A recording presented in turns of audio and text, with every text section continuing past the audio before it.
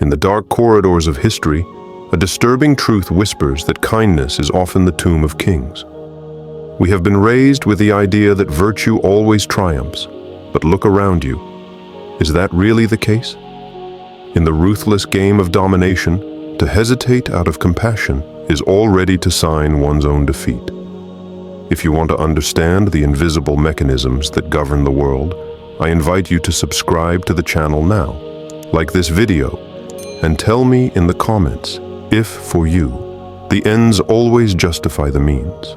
Don't miss any lessons in power.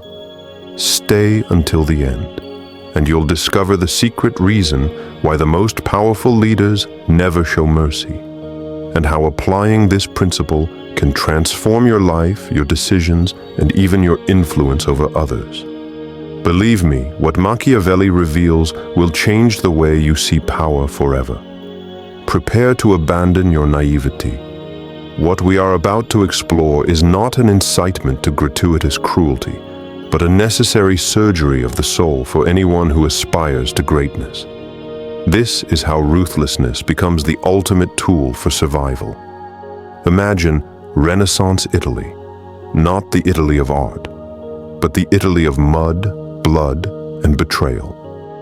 In 1500, Romagna was torn apart by anarchy.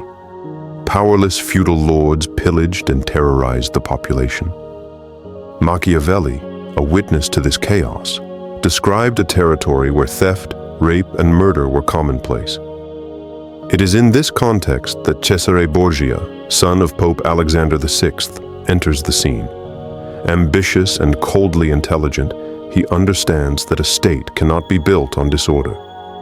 Diplomacy is useless. Order must be imposed by force. Borgia appointed Ramiro de Orco, a cruel and ruthless man, to restore order. Ramiro acted effectively.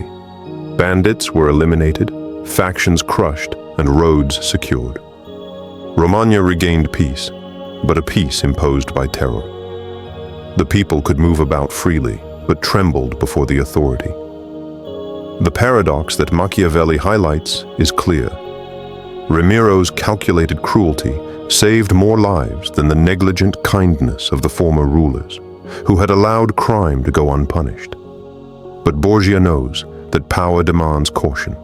Prolonged violence becomes poison. Hatred is rising against Ramiro, threatening to reach the Duke himself. This is where political acumen must prevail over brutality, knowing when to strike hard to restore order, but then knowing how to control resentment to consolidate power. A brutal but essential lesson. Sometimes the most humane act is to administer short, strategic violence rather than tolerate endless mediocrity.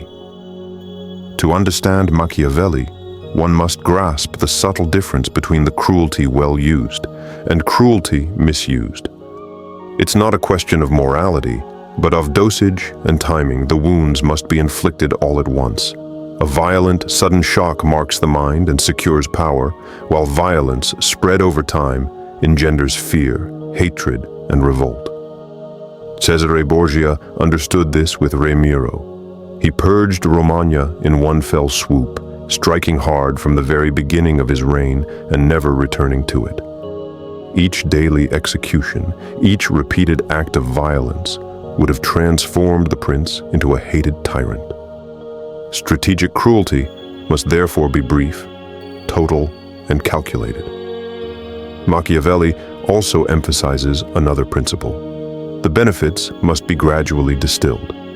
Repeated generosity creates recognition and loyalty, while an initial excess is quickly forgotten. Borgia applied this mechanism skillfully. The necessary violence is administered quickly, then calm is restored, while favors and rewards are offered little by little. Thus, the cruelty well used establishes order and secures power, while poorly measured kindness makes one vulnerable. True political mastery consists of to alternate strength and clemency, knowing when to show the monster and when to put it back in its cage. For Borgia, Ramiro's spectacle transformed political necessity into a demonstration of justice and authority, proving that politics is above all the art of staging and controlling public perception. We are reaching the pinnacle of political art. The prince must become an illusionist. Romagna is pacified, but the people are angry after Ramiro de Orco's brutalities. Borgia knows that this anger, if not channeled, could turn against him. He must distance himself from his instrument and make people believe that the cruelties were not his doing, but rather the result of his minister's savage nature. On December 26, 1502, in the Cesena town square, the people discovered Ramiro executed, cut in two, with a chopping block and a bloodied knife beside him. There were no speeches, just a macabre spectacle. Machiavelli noted the people's reaction. Satisfied and astonished. Satisfied, because their executioner was dead. Justice seemed to have been served. Astonished, because the brutal violence revealed the Duke's terrifying power. In one fell swoop, Borgia accomplished 3 political miracles. He channeled hatred onto The prince does not seek Christian or moral virtue, but political effectiveness. Sacrificing a loyal lieutenant like a pawn in chess to protect the king and consolidate power is the mark of a skillful leader. Machiavelli teaches that true greatness lies in the ability to navigate between man and beast, knowing when to shed blood to prevent a greater evil, without ever flinching from necessity. All of this brings us to the central question, the one that haunts all those who hold a modicum of authority, whether they are fathers, business leaders, or heads of state. Is it better to be loved or feared? The ideal, Machiavelli tells us, would be to be both. But human nature being what it is, these two sentiments coexist uneasily. And if a choice must be made, the verdict falls like a guillotine. It is far safer to be feared than loved. Why? Because love is a bond that men control, while fear is a bond that the prince controls. Look at men as they are, not as they should be. They are ungrateful, fickle, deceitful, cowards in the face of danger, and greedy for gain. As long as you do them good, they are entirely yours. They offer you their blood, their possessions, their lives, and the lives of their children, as long as the need is distant. But as soon as adversity approaches, as soon as their self-interest is threatened, they rebel. Love is held together by a bond of moral obligation, a tenuous thread that human malice breaks at the slightest opportunity for personal gain. Fear, on the other hand, is sustained by the dread of punishment, a fear that never leaves them because it grips them to the core.